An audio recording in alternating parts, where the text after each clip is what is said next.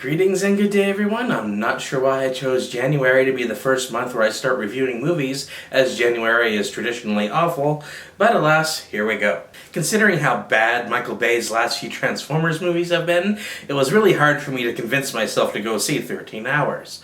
But since it's been in the news and on the Facebook and Twitter memes, all this Benghazi stuff, making fun of Hillary and Obama for it, I figured, well, maybe I'll just go check out this movie just to see what it's about. I'm a Canadian, so I didn't really follow it news-wise when it went around the first time. This movie doesn't really go into why everyone's so mad at Hillary or Obama for this. This movie is very much focused on the 6 American soldiers who actually were there, and it's very much their story. Which I think is fine, because the external politics just would have taken away from the movie anyway. One thing I'll say about Michael Bay this time around is he did improve his filmmaking abilities with this movie. And compared to Transformers, this is goddamn Lawrence of Arabia. Like, love Michael Bay or hate Michael Bay, the one thing you can acknowledge, everyone has to acknowledge when you watch one of his movies, is that this man has a genuine love for the US military. So I think stories like this is definitely something Michael Bay should be doing more of. This movie has a definitely more authentic feel than something, say, Pearl Harbor had.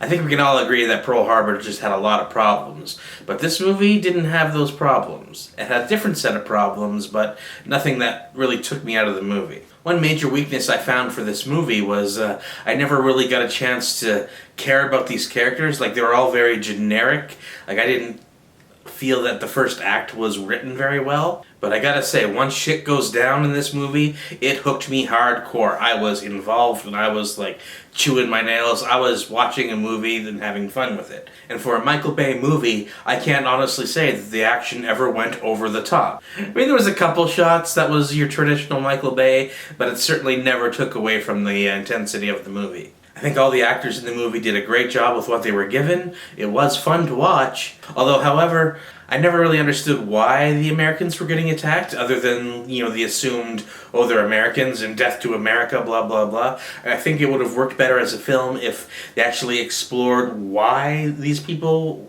hated them so much.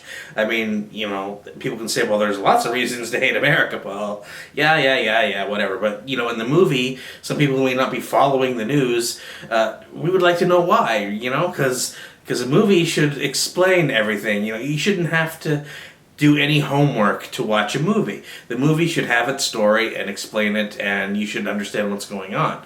That being said, it was still a good movie. I just really wish I understood where the villains of this movie were getting their motivation from, that's all. I mean, it is a January release film, so it's usually not your Oscar contender movie, and it was never meant to be, I don't think.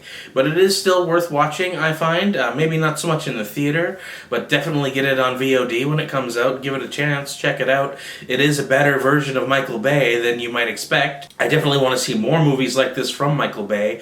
It pisses me off that he's doing Transformers 5. I don't think he's going to pull it off, because the guy hasn't really learned. I mean, every Transformers movie kind of started here, then it goes down, down, and down. Transformers 4 was one of the worst movies ever made, but, well, at least the worst movies he's ever made. But this movie, kind of redeems him a bit. This is a subject I feel he cares about, and that care actually shows on screen. He may not understand giant transforming robots, but the guy understands the hardships of the US military, and he loves the US military, and this is definitely the perfect project for him. So my final score for 13 Hours, The Secret Soldiers of Benghazi, 6.5 out of 10. Yeah, not great, not bad. Anything over a 5.5 is usually something that I find not a complete waste of time, but that's just me. What do you guys think about it? I give it a 6.5. If you've seen it, let me know what you think. If you haven't seen it, do you want to see it? Let me know in the comment sections below, and we have more movie reviews coming up for you very soon.